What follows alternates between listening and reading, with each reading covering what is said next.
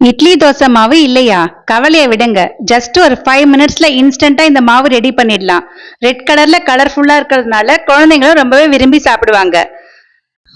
Welcome to Anees food corner. இந்த தோசை செய்யறதுக்கு ரவை 1 கப் அளவுக்கு எடுத்திருக்கேன். அதாவது ஒரு 1/4 கிலோ அளவுக்கு 250 கிராம் அளவுக்கு ரவை எடுத்திருக்கேன். எந்த கப்ல ரவை எடுத்தோமோ அதே கப்ல 1 கப் அளவுக்கு தண்ணி சேர்த்துக்கோங்க. சேர்த்துட்டு நல்லா மிக்ஸ் பண்ணிட்டு தட்டு போட்டு மூடி வச்சிடுங்க. இந்த ரவை நல்லா ஊறி வரணும். இந்த ரவை ஊறத்துக்குள்ள இதுக்கு ஒரு சூப்பரான சட்னி ரெடி பண்ணிடலாம். இப்போ ஹோட்டல்ல எல்லாம் செய்யற மாதிரி தேங்காய் சட்னி தான். ஆனா இது கெட்டு போகாம ரொம்ப நேரம் இருக்கும். டேஸ்டும் சூப்பரா இருக்கும். இந்த மாதிரி ஒரு முறை செஞ்சு பாருங்க. ஒரு கடாயில கொஞ்சமா எண்ணெய் ஊத்திட்டு 3 பல்லு பூண்டு, கொஞ்சமா ஒரு துண்டு இஞ்சி, ஒரே ஒரு பெரிய வெங்காயம் இந்த மாதிரி நீல வாக்குல அரிஞ்சிட்டு சேர்த்துக்கோங்க. காரத்துக்கு பச்சை மிளகாய் சேர்த்துக்கோங்க. இது எல்லாத்தையும் லேசா வதக்கி விடுங்க. ரொம்ப ப்ரௌனிஷா வதக்கணும்னு அவசியம் இல்ல. லேசா வதக்கி விட்டாலே போதும். இப்ப ஒரு அரை முடி அளவுக்கு தேங்காவை இந்த மாதிரி துருவிட்டு சேர்த்துக்கோங்க.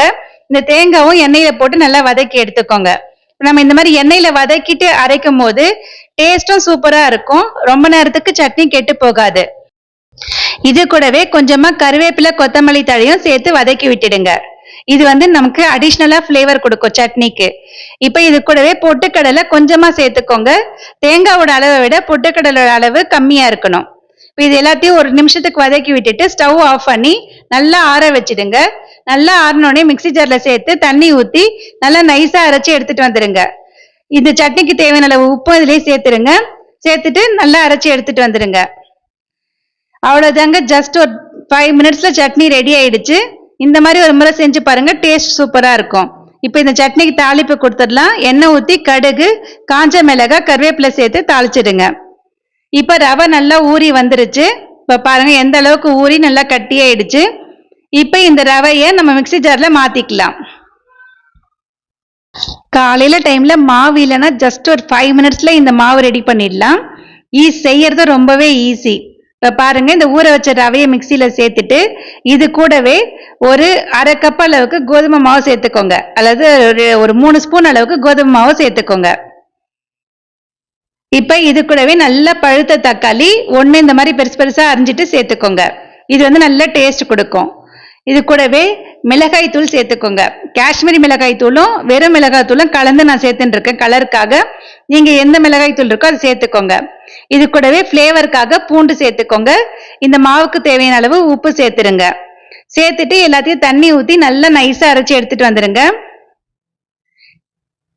இப்ப பாருங்க மாவு நமக்கு ஒரு 5 மினிட்ஸ்ல ரெடி ஆயிடுச்சு. இப்ப இந்த மாவை நம்ம ஒரு பவுலுக்கு டிரான்ஸ்ஃபர் பண்ணிக்கலாம். மாவுல கொஞ்சமா தண்ணி சேர்த்து தோசை மாவு பதத்துக்கு கரெக்டா கலந்து எடுத்துக்கோங்க.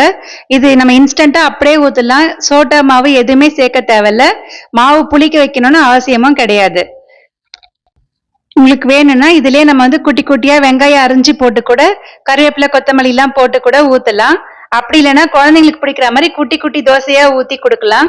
இது நல்லா கலர்ஃபுல்லா இருக்கிறதுனால பசங்க ரொம்பவே விரும்பி சாப்பிடுவாங்க. டேஸ்டும் சூப்பரா இருக்கும்.